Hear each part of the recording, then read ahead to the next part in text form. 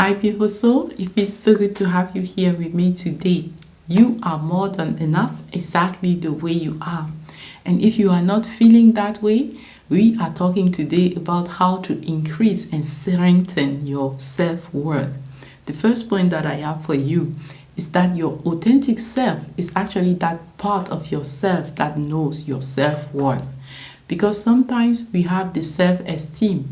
That is the way you feel about yourself. And it can be high. High self-esteem means that you exaggerate your self-worth and you feel more than you actually are. And sometimes we need that, especially when we feel low. We need to heighten our self-esteem in order to come back into balance, right? And feel our real self-worth. But we also have moments where we lower our self-esteem. We feel like we are less than we actually are. And at that moment, for example, the heightening of the self-esteem can help us recover our true self-worth, which is knowing that we are worthy exactly the way we are with all the things that we have been going through in our life. So our self-worth is given. It is our divine birthright. You are already enough just for existing. You have won the lottery of existence for being here incarnated in a human body. So celebrate that. Because of that, you are already having the divine within you. Because of that, celebrate that divine part of you because it is sacred. It is worthy. Of course it is. And so it is translating into your self-worth, into your divine nature. Will you think that the divine is not worthy? So when you feel like self-doubt or feeling not worthy, it's like you are disrespecting that divine aspect of yourself. And yes, we are human too. So the ability to integrate our human nature and our divine nature is actually a master dance. When you can see clearly who you are and speak that out with your truth, without being afraid of what people will think about you, it's because you know your self-worth. When you can make decisions for your future and actually go ahead to do those things that you say you will do, it's also actually enforcing your self-worth. It's because you know your worth that you do those things, right? So the next point that I have for you here is that instead of being in high self-esteem or in low self-esteem, when you get to balance, to embrace both aspects of life, just because you decided to speak your truth doesn't mean that you will not meet challenges along the way. Just because you decided to follow your dreams with everything that you have, with your heart, your soul, your inner fire, your inner divine guidance, doesn't mean that you will not feel like sometimes it's not working the way you want, feel like you are stuck, right? But despite feeling those challenges and the support that life will give you too, you decide to go after your mission. This is what reinforces your self-worth, because when you say you will do something, you keep your word to yourself and you do that thing. So this is the first way how you can actually strengthen your self-worth and have that self-esteem where you are more balanced and centered. Instead of feeling like high self-esteem or low self-esteem, you are in the middle, balanced, centered, poised, certain, and this is your self-worth. The next point that I have here for you is to go out of survival mode where you feel like you are not safe, where you feel like you need the validation of other people in order to feel like you are worthy of anything, where you feel like you are in danger. So instead of all of that, letting go of the survival mode means that you create safety and stability in your life. It starts at the subtle level within you with the way you talk to yourself. If, for example, you have what they call societal anxiety or something, where you go into a group and you feel anxiety already, learn to soothe yourself, like telling yourself, I am safe, I can trust, right? It is going to help you to regulate your nervous system in order not to freak out just because you are in a public setting, for example. The same with public speaking. so many people are afraid of talking, right, to a group. And so the more you can feel safe to speak your truth, it is a training thing, right? It's about training, experiencing it over and over, exposing yourself to that discomfort. You are training yourself, especially if you at the same time breathe, to calm down, to ground yourself, to tell yourself it is okay, we are going to survive this, right? Your nervous system is creating all those signs of anxiety, like trembling or sweating, in order to help you survive this situation, right? But if you can have mastery and say, we are going to survive this, this is just an illusion that we are feeling like we are in danger, you will be more at ease, more poised in those moments. And when you do those experiences over and over again, and you see like, yes, it is working, you will actually start feeling like, hey, I can do this. No big deal. And your confidence, your self-worth is increasing because of this. So, for example, when I started doing videos, the first short videos that I filmed on my phone, I was trembling. My voice was trembling. I was actually doing something totally new, something that I've been afraid to do for the longest time. But then I understood, wow, it was not that bad. And in order to make it a new normal for myself, I just opened the webcam of my computer and I started talking like I was creating a video. I never published those videos, but it was just the training, the exposure, to be able to train how to look at the lens of the camera instead of looking at myself on the screen, right? So this small training helped me to be able to do this type of video today, right? And sometimes you need to train layer by layers how to speak your truth. Sometimes you are afraid of what people will think about you when they learn that you do this or you do that. Sometimes you can just take your phone and press record and talk to your phone, just like you will never upload it, just to free your energy center of the communication, which is the throat chakra. When you can communicate with clarity and wisdom, this is a beautiful thing because you are already on the top, let's say, 20% of society, because so many people are actually afraid to communicate openly towards a group. Why? Because we feel like if people judge us and they don't like what we are saying, they might expel us from the group, from the tribe, and that means death. That means we are not surviving. Our body, our nervous system, the primal part of ourself is conditioned to survive and to reproduce. That's why it is so important that we will do so many things just to make sure that we don't die and that we don't get expelled from the group, because in the past, in the ancestral times, it means you might die because the tribe expel you, right? But we are in modern world where we feel like there are so many things that are threatening our survival, but they are actually just illusions. There is no real predator after us. So there is no reason to be in constant survival mode too. And this requires self-mastery, to continuously teach yourself that you are safe. You are safe to expand. You are safe to just feel grounded first, poised first in yourself. But then the next step is to expand, because it is in the discomfort of expansion that you also grow real authentic self-worth.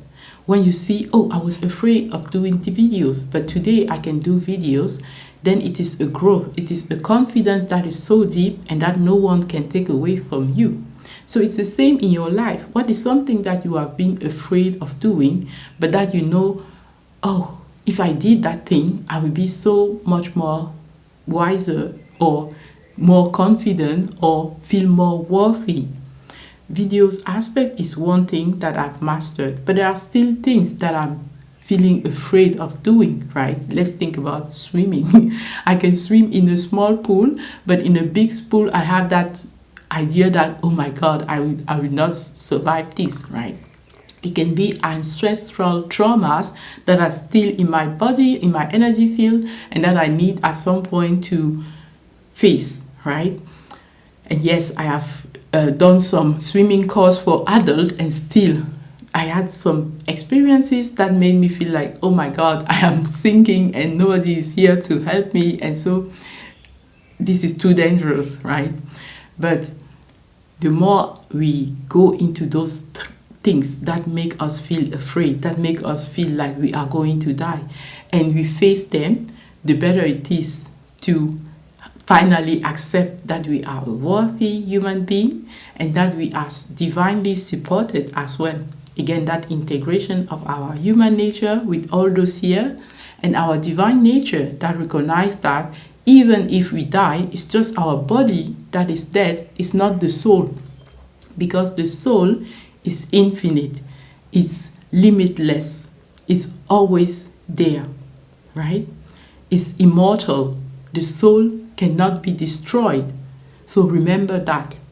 And this is how you create a new point of reference when you understand your immortality. It helps you to get out of the fear of dying, right? I know this is deep, and I know it can be a taboo subject that many people don't want to talk about. Think about your death, right? But our physical body is going to die at some point. Remember that your divine nature is never going to die. It will remember all the experiences that you have grown through. So the more you work on those fears to face them, to integrate them, the better you are on your own evolution, your soul evolution. All right. The next one, so speaking up, learning to speak up, learning to take up space, learning to face those challenges are going to help us. And we speak up, we take up space not from a place of the ego or the exaggerated self, but from a place of authentic self, and with the intention of inspiring other people, for example, right? Because when others see you embody your self-worth, of course, they are inspired to do the same in their life, right? I've seen this on so many videos where I speak from my heart, I share my truth, knowing that some will resonate with it and others will not resonate with it, because you become polarizing when you share your truth. Not because you are doing something wrong or right, but because of the duality. At least 50% of the people can be with you, understanding you, right? And resonating with what you are saying. And then there will be other 50% that don't resonate with what you are saying. Not because it's right or wrong, but because their worldview don't allow them to understand what you are talking about, right? And that is okay. It doesn't mean that they are wrong. They are just on another stage of their journey. All right. That being said, you speak, you give yourself permission to take up space, not from a place of the exaggerated self, but from authenticity and with the intention to inspire people. Because the more people are able to speak their truth, the more we elevate the whole human consciousness. All right. The next point that I have for you is to create new habits. So first of all, when you start getting out of survival mode, you will create a new state where you have more certainty, where you have that feeling of safety, you have clarity, and you have a feeling of self-worth. Another tip to have that certainty is really to know that no matter what event you have, no matter what path you choose in your life, you will have both support and challenges. So it's just about choosing that path and then accepting with equanimity the supports and the challenges. This gives you a certainty. For example, for a dream that you have, maybe your business, maybe creating your family, having your first baby, maybe creating a YouTube channel, anything that it can be, maybe giving yourself permission to fall in love or to jump into love. All of those things require support, moments where it feels like, yes, the universe is supporting you, everything is working out for you, you feel that the synchronicities are there. Other times where you feel challenged, you feel like you are stuck, like nothing is working. Why is nothing working, right? You have so many limiting beliefs that hold you back. You are so afraid.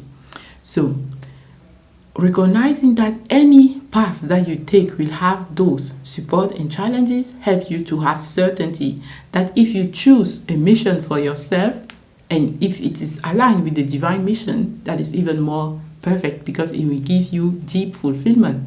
So if you choose a mission for yourself, you will attain it, because you have that certainty and you are present regardless of if you are supported or challenged.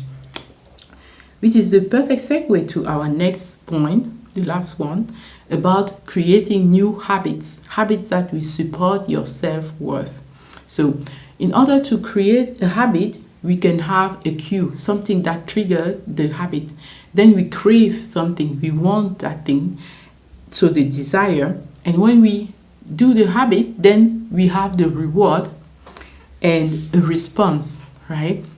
So in order to do the habits successfully, you can tie them to something that you already do. For example, if you already brush your teeth in the morning, then you can say, after I brush my teeth in the morning, I will do a small video, for example, a diary video where I talk to myself.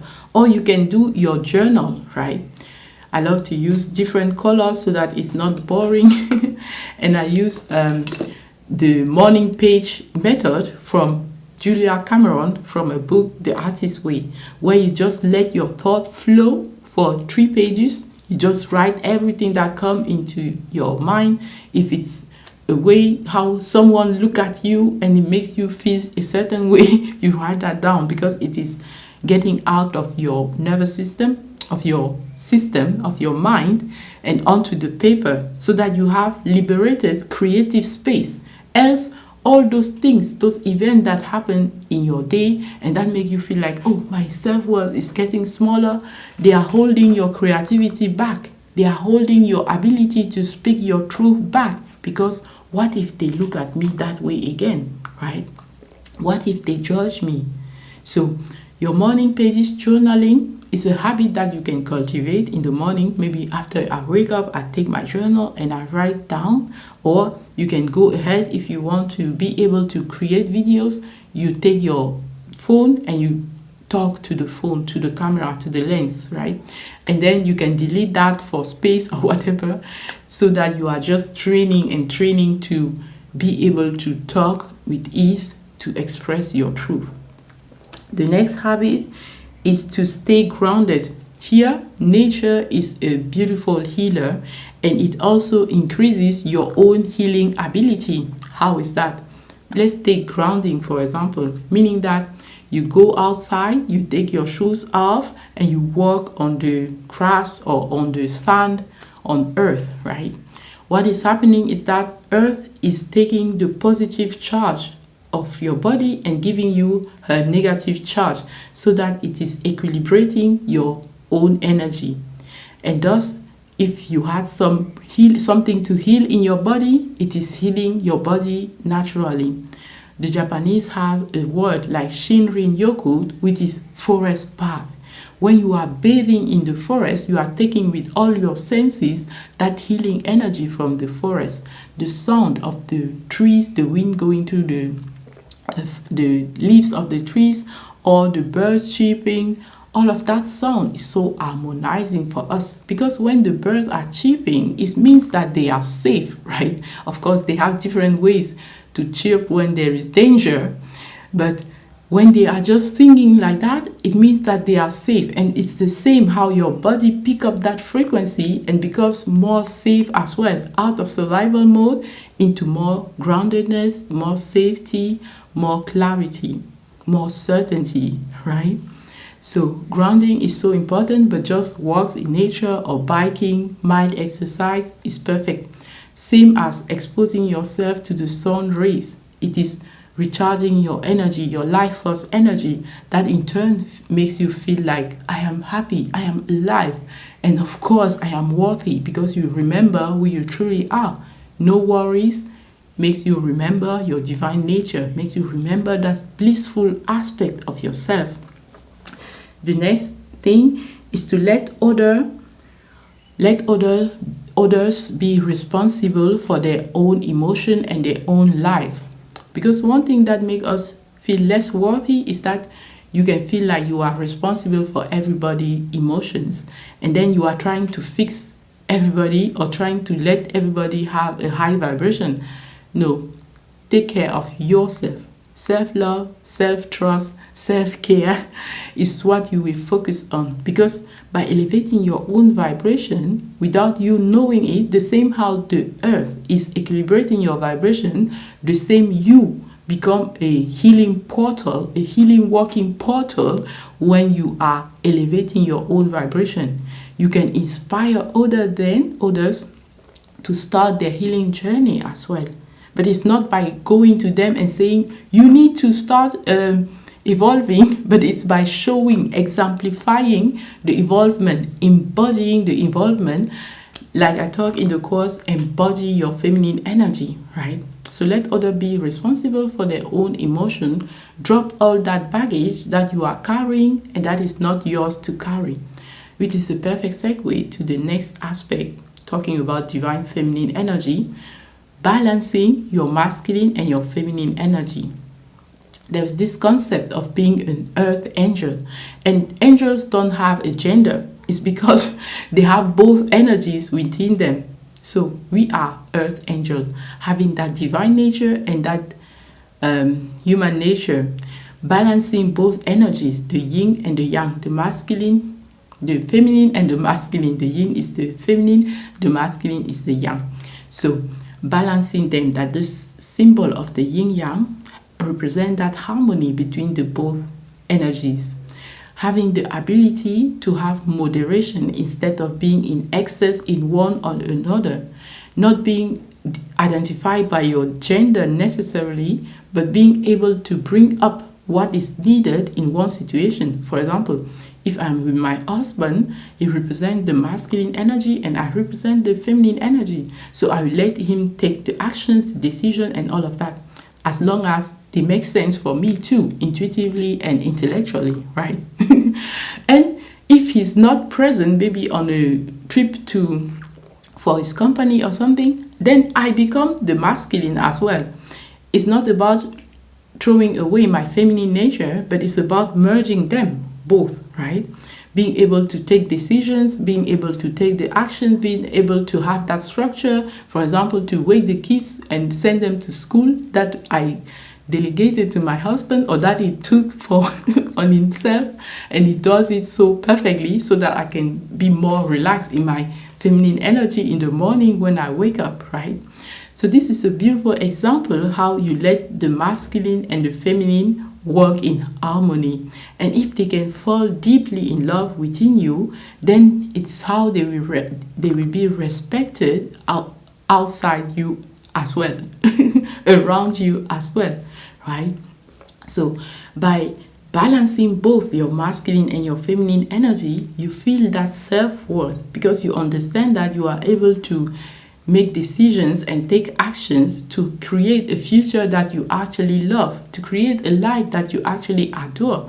And you are able to be in touch with your emotions, with your intuition, with your wisdom, with your intellect as well, and to express that to the world in a way, in a creative way that you choose, right? Be it the videos like we are doing here, or the courses, it can be art, it can be music, it can be just the way how you interact with your friends, with your family, right? This is your contribution.